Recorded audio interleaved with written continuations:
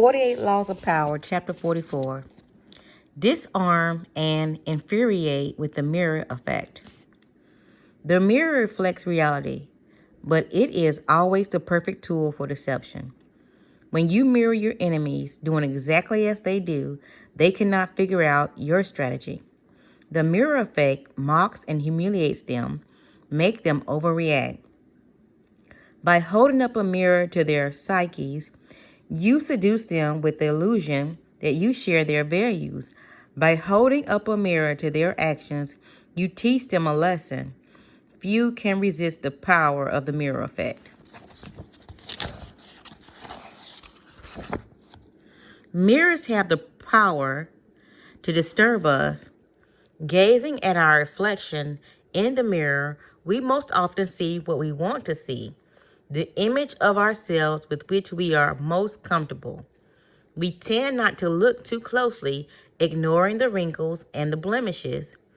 But if we look hard at the reflection image, we sometimes feel that we are seeing ourselves as others see us, as a person among other people, an object rather than a subject.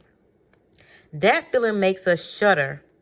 We ourselves, but from the outside, minus the thoughts, spirit, and soul that will fill our consciousness.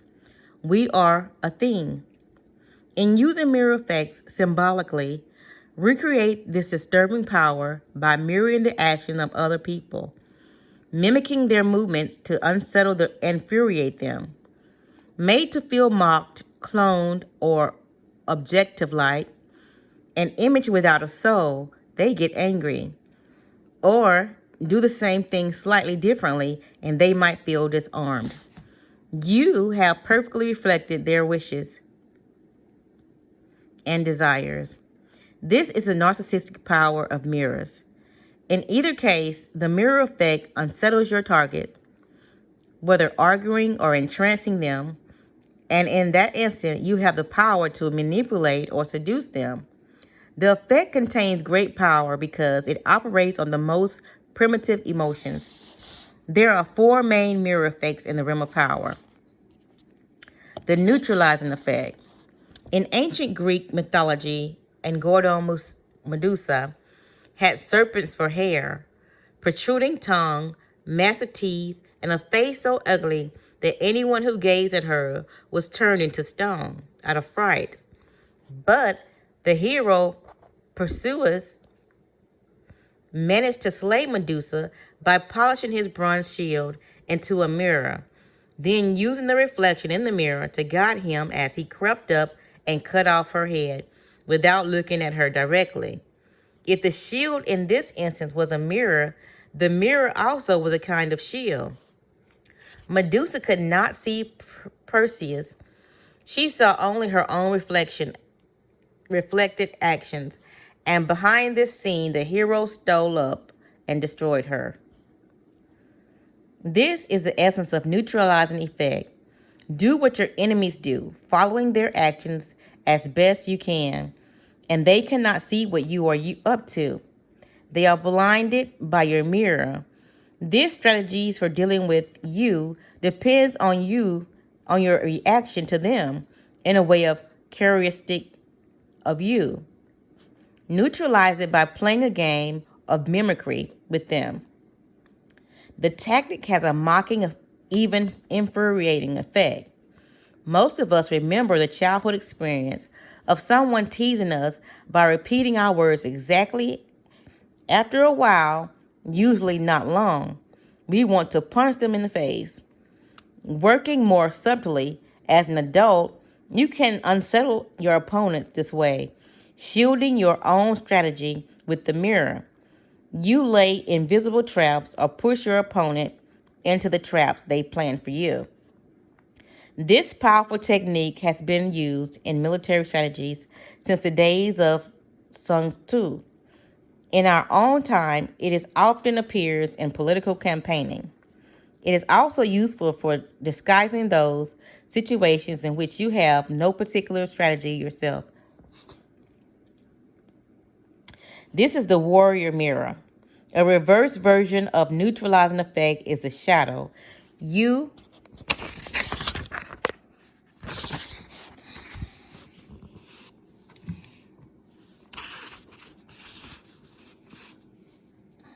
shadow your opponent every move without their seeing you. Use the shadow to gather information that will neutralize their strategy later on, when you will be able to thwart their every move. The shadow is effective because to follow the movements of others is to gain valuable insights into their habits and routines. The shadow is the permanent device for detectives and spies. The narcissist effect. Gazing at an object in the water of a pond, the Greek youth Narcissus fell in love with it. And when he found out that the image was his own reflection and that he therefore could not consummate his love, he despaired and drowned himself. All of us have a similar problem. We are profoundly in love with ourselves, but since this love excludes a love object outside ourselves, it remains continuously unsatisfied and unfulfilled. The narcissist effect plays on this universal narcissism. You look deep into the souls of other people, fathom their innermost desires, their values, their taste, their spirit, and you reflect it back to them, making yourself into a kind of mirror image. Your ability to reflect their psyche gives you great power over them. They may even feel a tinge of love. This is simply the ability to mimic another person, not physically, but psychologically, and is immensely powerful because it plays upon the unsatisfied self-love of a child. Normally, people bombard us with their experiences, their tastes. They hardly ever make the effort to see things through our eyes. This is annoying, but it is also creates great opportunity. If you can show you understand another person by reflecting their innermost feelings, they will be entranced and disarmed, all the more so because it happens so rarely. No one can resist this feeling of being harmoniously reflected in the outside world, even though you might well be manufacturing it for their benefit and for deception to purposes of your own. The narcissist effect works wonders in both social life and business. It gives us both seducers and the courters mirror. The moral effect. The power of verbal arguments is extremely limited and often accomplishes the opposite of what it intends. As Gracian remarks, the truth is generally seen, rarely heard. The moral effect is perfect way to demonstrate your ideas through action. Quite simply, you teach others a lesson by giving them a taste of their own medicine. In the moral effect, you mirror what other people have done to you, and do so in a way that makes them realize you are doing to them exactly what they did to you. You make them feel that their behavior has been unpleasant and opposed to hearing you complain, whine about it, which only gets their defenses up. And as they feel the result of their actions mirrored back at them, they realize in the profoundest sense how they hurt or punish others with their unsocial behavior. You objectify the qualities you want to them to feel and no to feel ashamed of, and create a mirror in which they can gaze at their follies and learn lessons about themselves. This technique is often used by educators, psychologists, and anyone who has to deal with unpleasant and unconscious behavior. This is the teacher's mirror. Whether or not there is actually anything wrong with the way people have treated you, however, it can often be to your advantage to reflect it back to them in a way that makes them feel guilty about it. The hallucinatory effect. Mirrors are tremendously deceptive for they create a sense that you are looking at the real world. Actually, though, you are only staring at a piece of glass, which, as everyone knows, cannot show the world exactly as it is. Everything in a mirror is reversed. When Alice goes through the looking glass in the Lewis Carroll's book, she enters a world that is back to front, and more than just visibly. The hallucinatory effect comes from creating a perfect copy of an object, a place, a person. This copy acts as a kind of dummy. People take it for the real thing, but it has the physical appearance of the real thing. This is the preeminent technique of con artists who strategically mimic the real world to deceive you. It also has applications in any area that requires camouflage. This is the deceiver's mirror.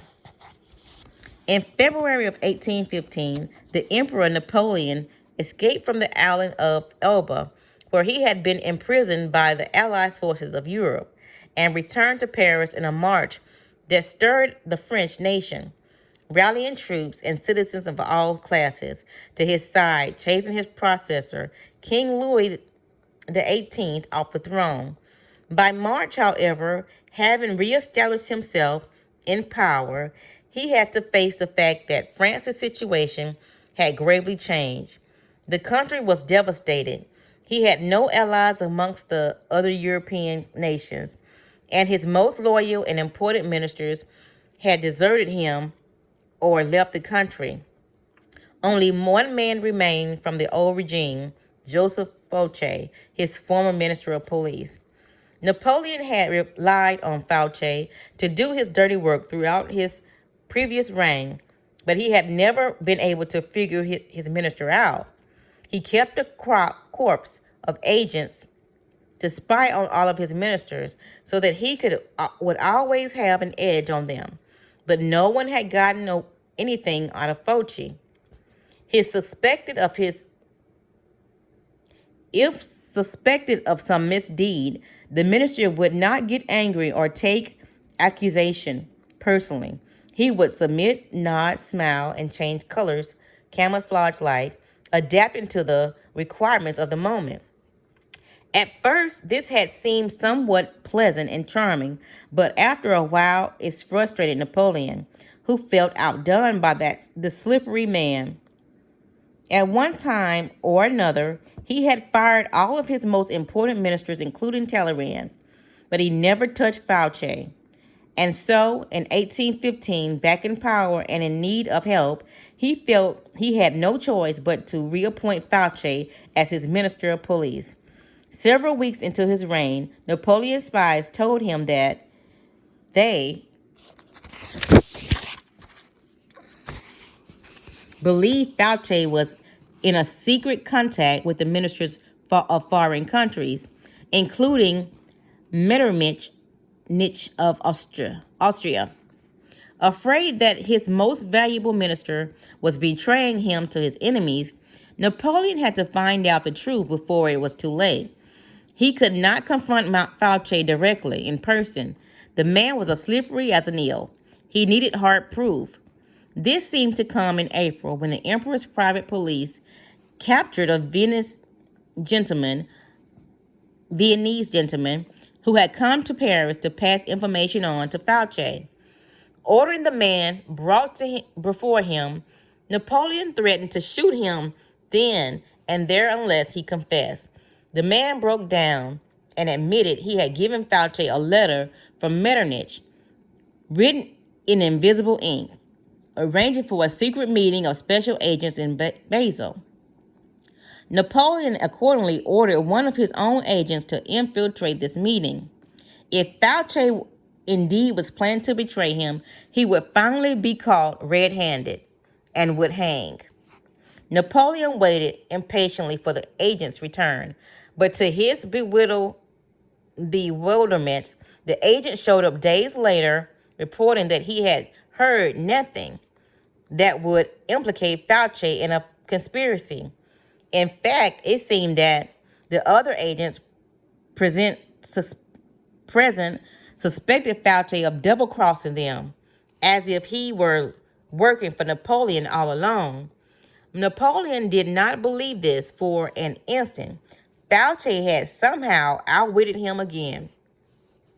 The following morning, Fauci visited Napoleon and remarked, By the way, sir, I never told you that I had a letter from Metternich a few days ago. My mind was so full of things of great moment, of greater, my mind was so full of things of greater moment. Besides his emissary omitted to give him the power needed to make the writer legit to make the writing legible. Here at length is the letter. Sure that Fauci was toying with him, Napoleon exploded. You are a traitor, Fauci. I ought to have you hanged.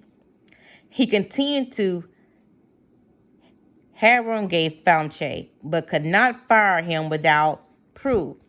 Fauci only expressed amazement at the emperor's words, but inwardly he smiled, for all along he had been playing a mirroring game. Fauci had known for years that Napoleon kept on top of those around him by spying on them day and night. The minister had survived the game by having his own spies spy on Napoleon's spies, thus neutralizing any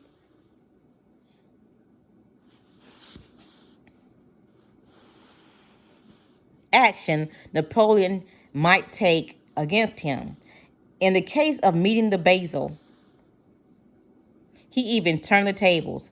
Knowing that Napoleon's double agent, he set it up so that it would appear as if Fauci were a loyal double agent too.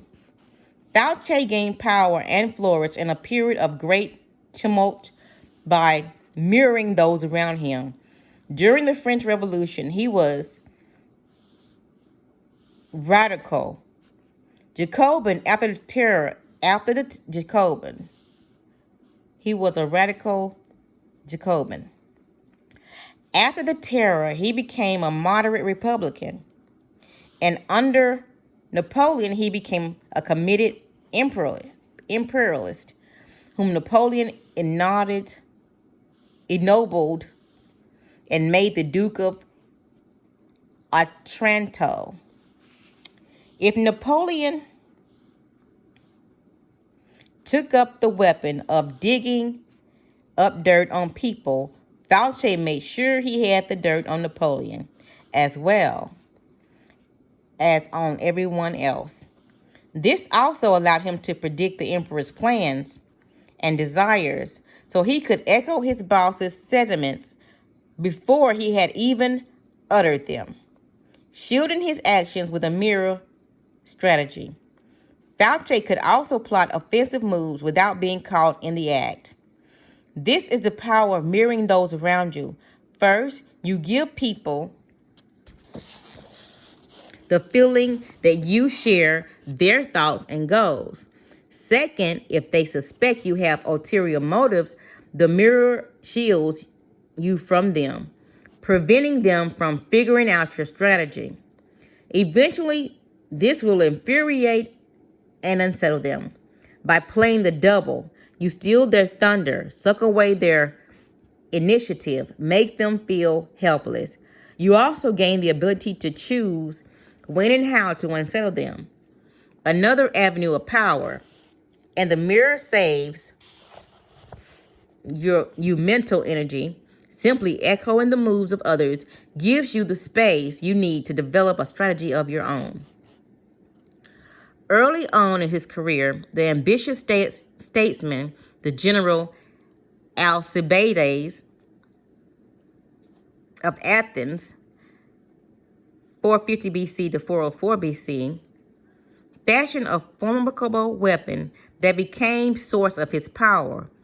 In every encounter with others, he would sense their moods and tastes, then carefully tailor his words and actions to mirror their innermost desires. He would seduce them with the idea that their values were superior to everyone else's, and that his goal was to model himself on them or help them realize their dreams. Few could resist his charm. The first man to fall under his spell was philosopher Socrates. Alcibiades represented the opposite of Socratic idea of simplicity and uprightness. He lived lavishly and was completely unprincipled. Whenever he met Socrates, however, he mirrored the older man's sobriety, eating simply, accompanying Socrates on long walks and talking only of philosophy and virtue. Socrates was not completely fooled. He was not unaware of Alcibiades' other life, but that only made him vulnerable to a logic that flattered him. Only in my presence, he felt, does this man submit to a virtuous influence. Only I have such power over him. This feeling intoxicated Socrates, who became Alcibiades' fervent admirer and supporter, one day even risking his own life to rescue the young man in battle. The atheists considered Alcibiades the greatest orator, for he had an uncanny ability to tune in to his audience aspirations and mirror their desires. He made his greatest speeches in support of the invasion of Sicily, which he thought would bring great wealth to Athens and limitless glory to himself. The speeches gave him expression to youth atheists' thirst to conquer lands for themselves, rather than living out the victories of their ancestors. But he also tailored his words to reflect older men nostalgia from glory years, when the Athens led the Greeks against Persia, and then went on to create an empire. Our Athens now dreamed of conquering Sicily. Alcibiades' plan was approved, and he made the expedition commander. While Alcibiades was leading the invasion of Sicily, however, certain Athenians fabricated charges against him of profaning sacred statues. He knew his enemies would have him executed if he returned home. So at the last minute, he deserted the Athenians' fleet and defeated the Athenians' bitter enemy, Sparta. The Spartans welcomed this great man to their side, but they knew his reputation and were wary of him. Alcibiades loved luxury. The Spartans were a warrior people who worshiped austerity, and they were afraid he would corrupt their youth. But much to their relief, the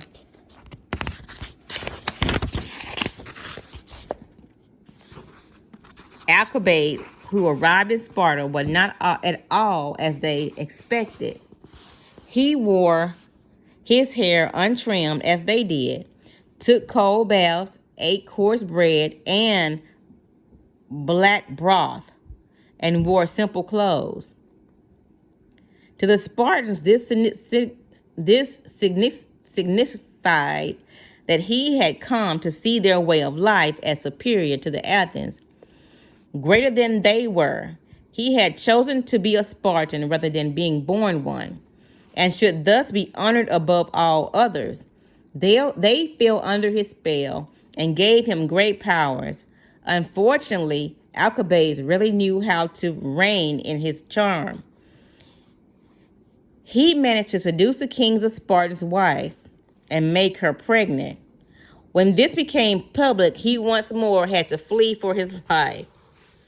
This time, the Alcibiades defeated Persia, but he suddenly went from Spartan simplicity to embracing the lavish Persian lifestyle down to the last detail. It was, of course, immensely flattering that Persians to see a Greek of Alcibiades' stature prefer their culture over his, and they showered him with honors, land, and power. Once seduced by the mirror, they failed to notice that behind this shield, Alcibiades was playing a double game, secretly helping the Athens in their war with Sparta, and thus ingratiating himself with the city to which he desperately wanted to return, and which welcomed him back with open arms in 408 BC. Early in his career, Alcibiades made a discovery that changed his whole approach to power. He had a colorful and forceful personality, but when he argued his ideals strongly with other people, he would win over a few while at the same time alienating many more. The secret to gaining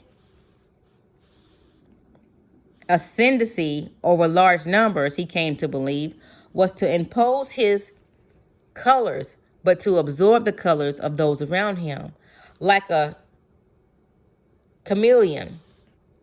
Once people fell for the trick, the deception he went on to practice would be invisible to them. Understand, everyone is wrapped up in their own narcissism shell.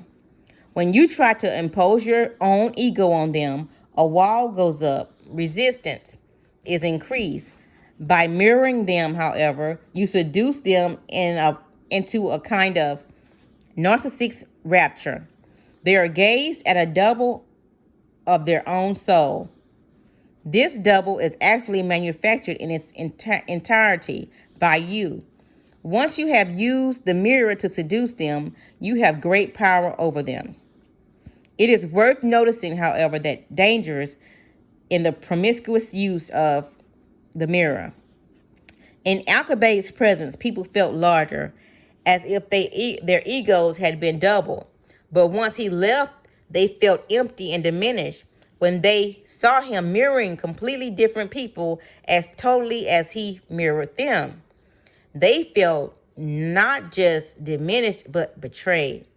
Alcibiades' overuse of the mirror effect made whole people feel used, so that he constantly had to flee from one place to another. Indeed, Alcibiades so angered the Spartans that they finally had him murdered. He had gone too far. The seducer's mirror must be used with caution and discrimination. In 1652, the recently widowed Baroness Marcini moved her family from Rome to Paris, where she could count on the influence and protection of her brother, Cardinal Mazarin, the French prime minister. Of the Baroness' 5 daughters, 4 dazzled of the courts with their beauty and high spirits. These infamously charming nieces of Cardinal Mazarin became known as Mazarinettes, and soon found themselves invited to all most important court functions. One daughter, Marie Mancini, did not share this good fortune, for she lacked the beauty and grace of her sisters, who, along with her mother and even Cardinal Mazarin, eventually came to dislike her, for they felt she spoiled the family's image. They tried to persuade her to enter a convent where she would be less of an embarrassment, but she refused. Instead, she applied herself to her studies, learning Latin and Greek, perfecting her French, and practicing her musical skills. On the rare occasion when the family would let her attend court affairs, she trained herself to be an artful listener, sizing people up for their weaknesses and hidden desires. And when she finally met the future king, Louis XIV, in 1657, Louis was 17 years old, Marie 18. She decided that, to spite her family and uncle, she would find a way to make this young man fall in love with her. This was a seamlessly impossible task for such a plain-looking girl, but Marie studied the future king closely. She noticed that her sister's frivolity did not please him, and she sensed that he loathed and scheming, petty pot-licking that went on all around him. She saw that he had a romantic nature. He read adventurous novels, insisted on marching at the head of his armies, and had high ideas and passion for glory. The court did not feed these fantasies of his. It was banal, superficial world that bored him. The key to Louis's heart, Marie saw, would be to construct a mirror reflecting his fantasies and his youthful yearning for glory and romance. She immersed herself in the romantic novels and poems, plays that she knew the young king read voraciously. When Louis began to engage her in conversation, to his delight, she would talk of the things that stirred his soul, not this fashion or this piece of gossip, but rather courtly love, the deeds of great knights, the nobility of past knights and heroes. She fed his thirst for glory by creating an image of an august superior king whom he could aspire to become. She stirred his imagination. As the future Sun King spent more and more time in Marie's presence, it eventually became clear that he had fallen in love with the least likely young woman of the court. To the honor of her sisters and mothers, he showed Marie Mancini with attention. He showered Marie with attention. He brought her along on his military campaigns and made a show of stationing her where she could watch as he marched into battle. He would promise Marie that he would marry her and make her queen. Mazarin, however, would never allow the king to marry his niece, a woman who could bring France no diplomatic or royal alliances. Louis had to marry a prince of Spain or Austria. In 1658, Louis succumbed to the pressure and agreed to break off this first romantic involvement of his life. He did so with much regret, and at the end of his life, he acknowledged that he never loved anyone as much as Marie Mancini.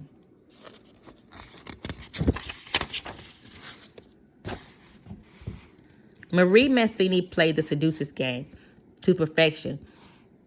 First, she took a step back and to study her prey. Seduction often fails to get past the first step because it's too aggressive. The first move must always be a retreat. By studying the king from a distance, Marie saw distinguish him from the first move must always be a retreat. By studying the king from a distance, Marie saw this distinguish him from others. She saw what distinguished him from others: his high ideal romantic nature and snobbish disdain for petty politics. Marie's next step was to make mirror for these hidden yearnings on Louis's part, letting him glimpse what he himself could be, a godlike king. The mirror had several functions, satisfying Louis's ego by giving him a double to look at. It also focused on him exclusively as to give him the feeling that Marie existed for him alone. Surrounded by a pack of scheming courtiers who only had their own self-interest at heart, he could not fail to be touched by this devotional focus. Finally, Marie's mirror set up an ideal for him to live up to, the noble knight of the medieval court, to a soul both romantic and ambitious. Nothing can be more intoxicating than to have someone hold up an idealized reflection of him. In effect, it was Marie's Mancini who created the image of the Sun King. Indeed, Louis later admitted the enormous part she had played in fashioning his radiant self-image. This is the power of seducer's mirror. By doubling the taste and ideas of the target, it shows your attention to his and her psychologically, and attention more charming than any aggressive pursuit. Find out what sets the other person apart. Then hold up the mirror that will reflect it and bring it out of them. Feed their fantasies of power and greatness by reflecting their ideals, they will succumb. In 1538, the death of his mother, Helena, the 8-year-old future Caesar Ivan IV, or Ivan the Terrible of Russia, became an orphan. For the next 5 years, he watched as the princely class, the boyars, terrorized the country. Now and then, to mock the young Ivan, they would make him wear a crown and scepter and place him on the throne. When the little boy's feet dangled over the edges of the chair, they would laugh and lift him off it, handing him from man to man in the air, making him feel his helplessness compared to them. When Ivan was 13, he boldly murdered the boyar leader and ascended to the throne. For the next few decades, he struggled to subdue the boyars' power, but they continued to defy him. By 1575, his efforts to transform Russia and defeat his enemies had exhausted him. Meanwhile, his subjects were complaining bitterly about his endless war, his secret police, the unvanquished and oppressive boyars, his own minister to question his moves. Finally, he had enough. In 1564, he had temporarily abandoned the throne, forcing his subjects to call him back to power. Now he took the strategy a step further. He abdicated. To take his place, Ivan elevated a general of his own, Simon Bek-Bulatovich, to the throne. But although Simon had recently converted to Christianity, he was by birth a Tartar, and his enthronement was an insult to Ivan's subjects. Since Russians looked down on Tartans and inferior and infidels, yet Ivan ordered all Russians, including the boyars, pledge obedience to their new ruler. And while Simeon moved into the Kremlin, Ivan lived in a humble house on Moscow's outskirts, from which he would sometimes visit the palace, bow before the throne, sit among other boyars, and humbly petition Simeon for favors. Over time, it became clear that Simeon was a kind of king's double. He dressed like Ivan, acted like Ivan, but he only had no real power, since no one would really obey him. The boyars at the court who were old enough to remember taunting Ivan when he was a boy by placing him on the throne, saw that the connection.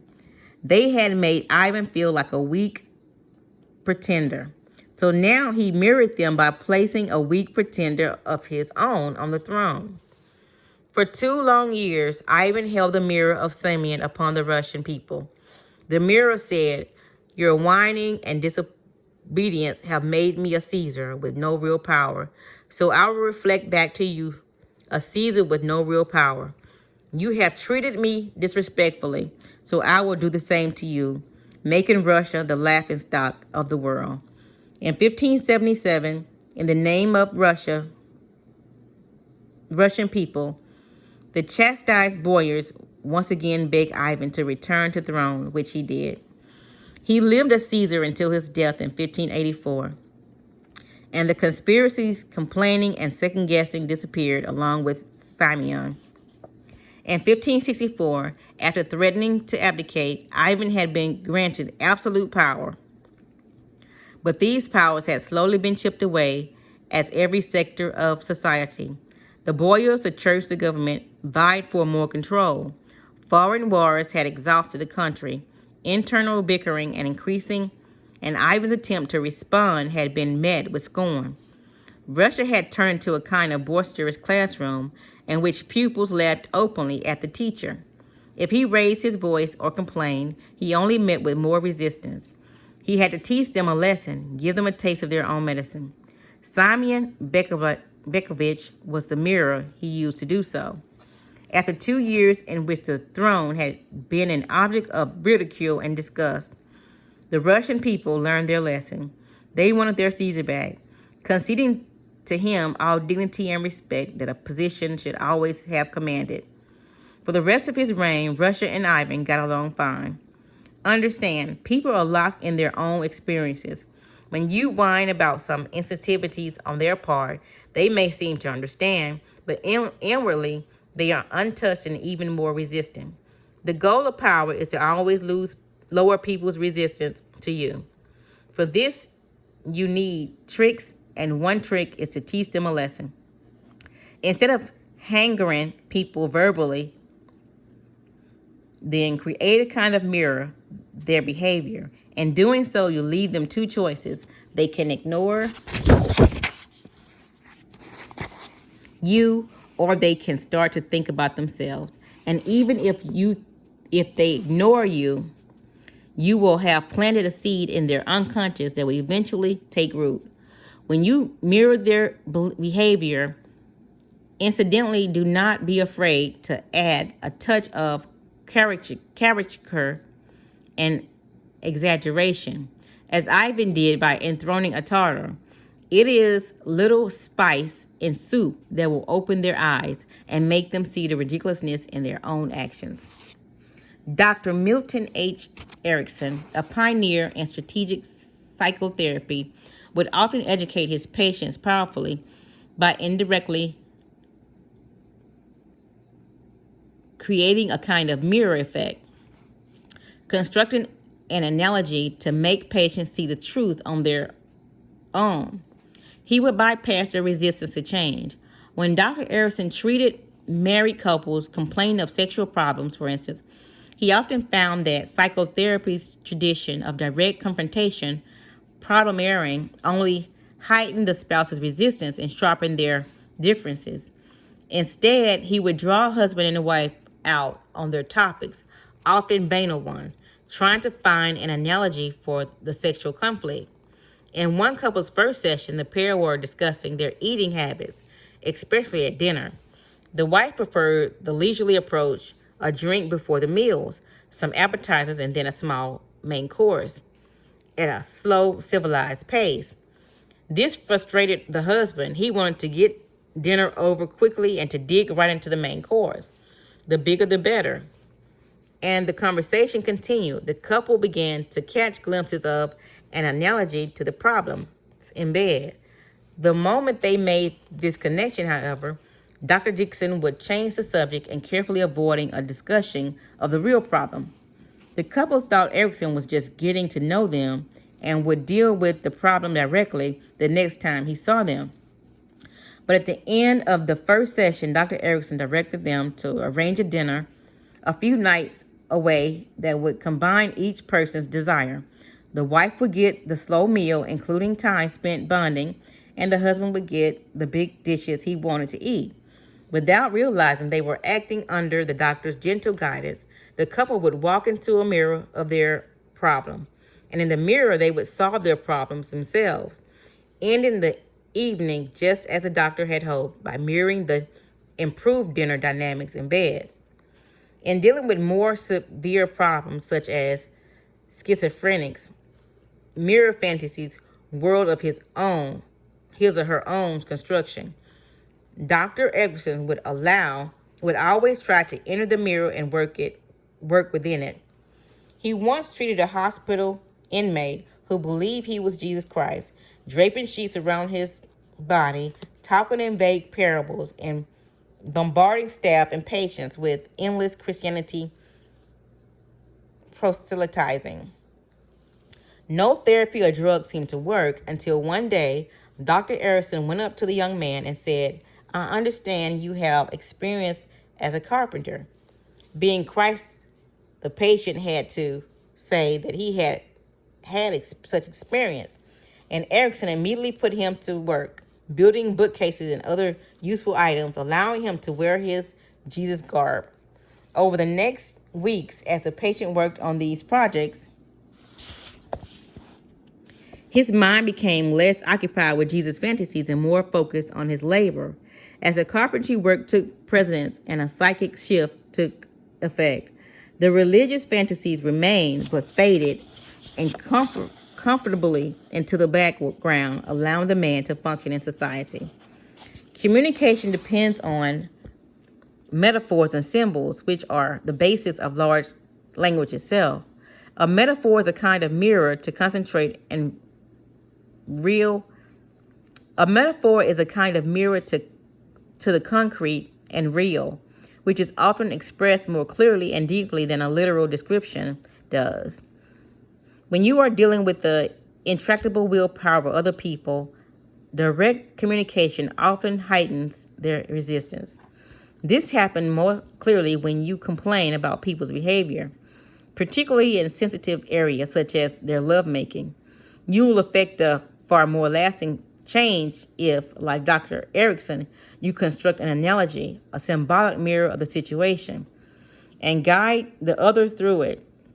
As Christ himself understood, talking in parables is often the best way to teach a lesson, for it allows people to realize the truth on their own.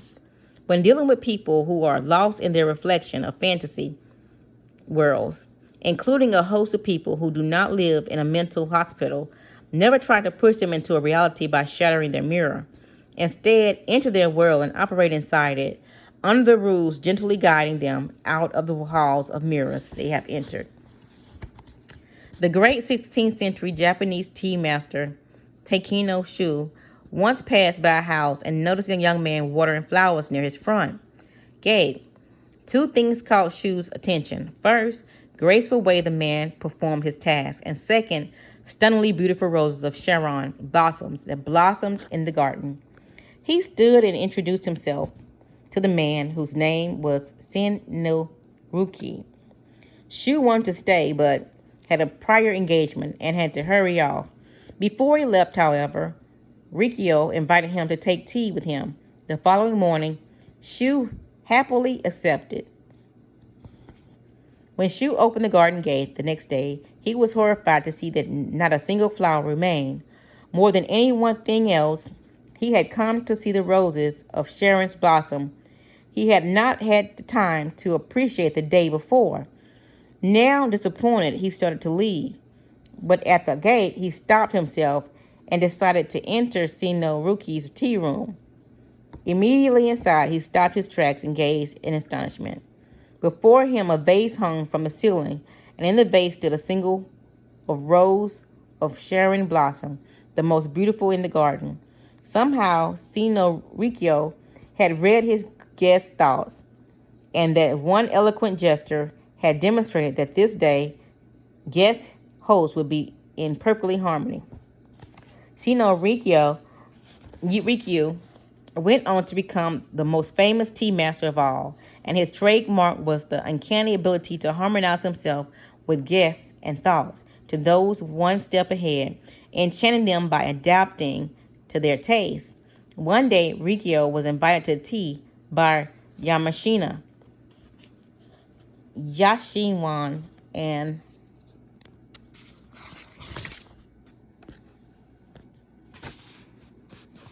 admired of the tea ceremony, but also a man with a vivid sense of humor. When Rai arrived in Heck home, he found the garden gate shut, so he opened it and looked for the hose. On the other side of the gate, he saw that someone had first dug a ditch, then carefully covered it with canvas and earth. Realizing that Heck had planned a practical joke, he obligating walked right into the ditch, muddling his clothes in the process.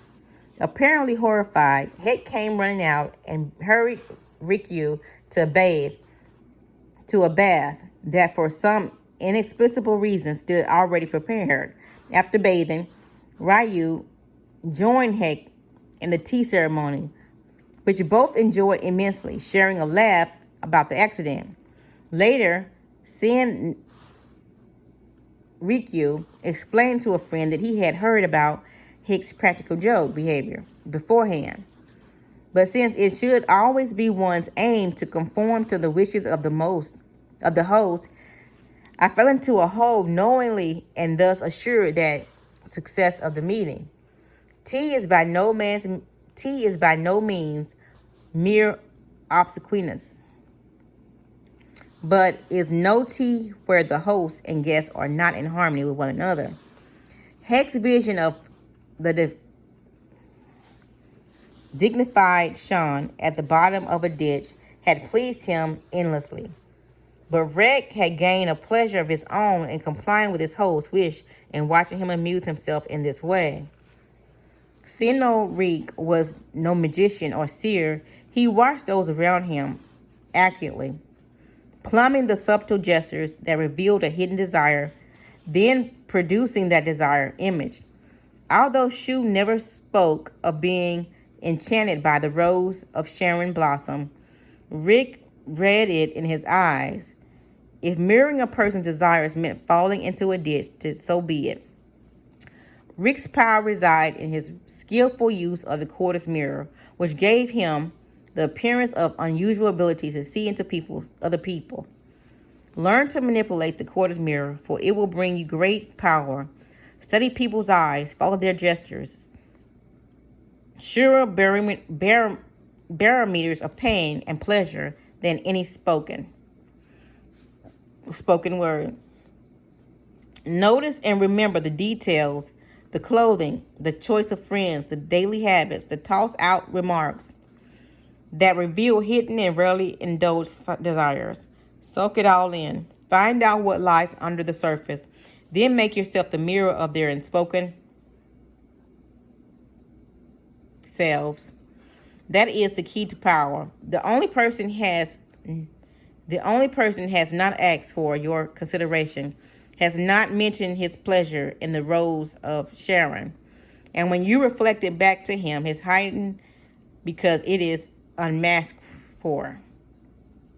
Remember the wordless communication. The indirect compliment contains the most power. No one can resist enchantment of the quarters mirror. Yellow Kid Whale, con artist extraordinaire, used the Deceiver's mirror in his most brilliant cons. Most audacious of all was his recreation of a bank in Munis, Indiana. When Whale read one day that the Merchants Bank, Munis, had moved, he saw an opportunity he could not pass up. Whale rented out the original Merchants Building, which still contained bank furniture, completely with tailored windows. He brought money bags, stenciled a bank invented name on them, filled them with steel washers, and arrayed them impressively behind the teller's window, along with bundles of boodle, real bill, hiding newspaper cut to size.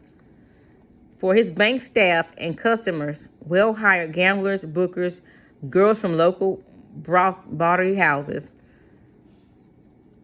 and assorted Confederates. He even had a thug pose as a bank dick. Claiming to be the broker for a certificate investment bank, this was an offering. Will would fish the waters and hook the proper wealthy sucker. He would bring this man to the bank and ask to see the president. An officer of the bank would tell him that they had to wait, which only heightened the realism of the con. One always has to wait to see the bank president. And as they waited, the bank would bustle with bank-like activity, and call girls and bookies in disguise floated in and out, making deposits and withdrawals, and tipping their hats to the phony bank dick. Lulled by this perfect copy of reality, the sucker would deposit $50,000 into the fake bank without a worry in the world. Over the years, Will did the same thing with a deserted yacht club, an abandoned brokerage office, a relocated real estate office, and a completely realistic gambling house club. The mirror of reality offers immense deception powers.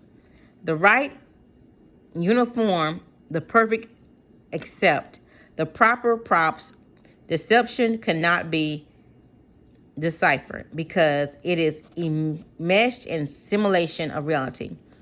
People have an intense desire and need to believe that their first instinct is to trust a well-constructed facade, to make it for the reality. After all, we cannot go doubting the reality of everything we see. That would be too exhausting. We habitually accept appearance, and this is a credulity you can use. In this particular game, it is the first moment that would count the most. If your sucker's suspicions are not raised by their first glance at the mirror's reflection, they will stay suppressed. Once they enter your hall of mirrors, they will be unable to distinguish the real from fake. It will become easier and easier to deceive them. Remember, study the world's surface and learn to mirror them in your habits. Your mirror, your clothes. Like a carnivorous plant to unexpected insects, you will look like the other plants in the field. The task of a military operation is to accord deceptively with the intentions of the enemy. Get to what they want first. Subtly appreciate them. Maintain discipline and adapt to the enemy. Thus, at first you are like a maiden, so the enemy opens his doors. Then you are like a rabbit on the loose, so the enemy cannot keep you out.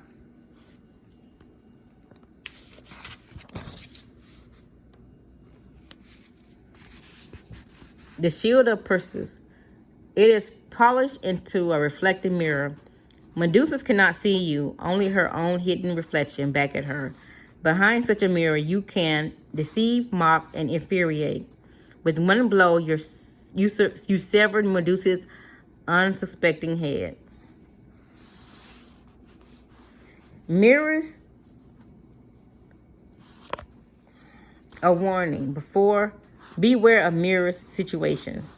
Mirrors contain great power, but also dangerous reefs, including mirror situations, a situation that seems to reflect or closely resembles a previous one, mostly in style or surface appearance. You can often back into such a situation without fully understanding it, while those around you understand it quite well and compare it and you to whatever happened before. Most often you suffer by comparison seemingly either weaker than the previous occupant or your position of else tainted by unpleasant associations that person has left behind. In 1864, the composer Richard Wagner moved into Munich at the behest of Ludwig II, known variously as the swaying king of the Mad King of Bavaria. Ludwig was Wagner's biggest fan and most generous patron. The strength of his support tuned Wagner's head. Once established in Munich under the king's protection, he would be able to say and do whatever he wanted. Wagner moved into a lavish house, which the king eventually bought for him. This house was but a stone throw from the former house of Lola Montez, the notorious courtier who had plunged Ludwig II's grandfather into a crisis that had forced him to abdicate. Warned that he could be affected by this association, Wagner only scoffed.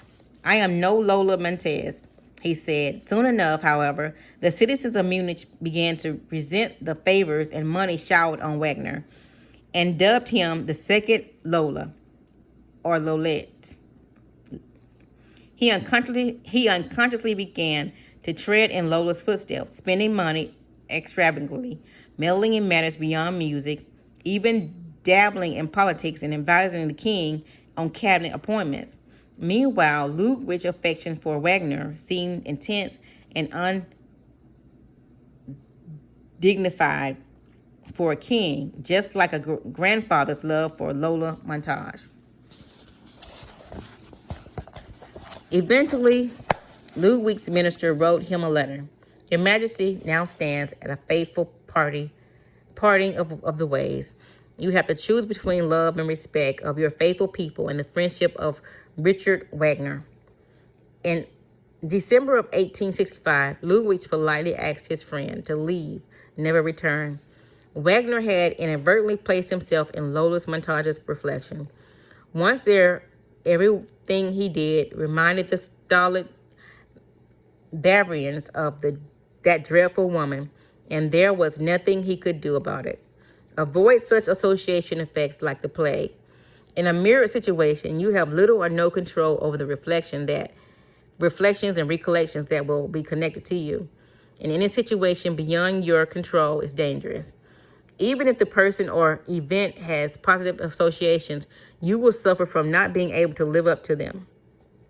Since the past generally appears greater than the present, if you ever notice people associating you with some past event or person, do everything you can to separate yourself from that memory and to shatter the reflection.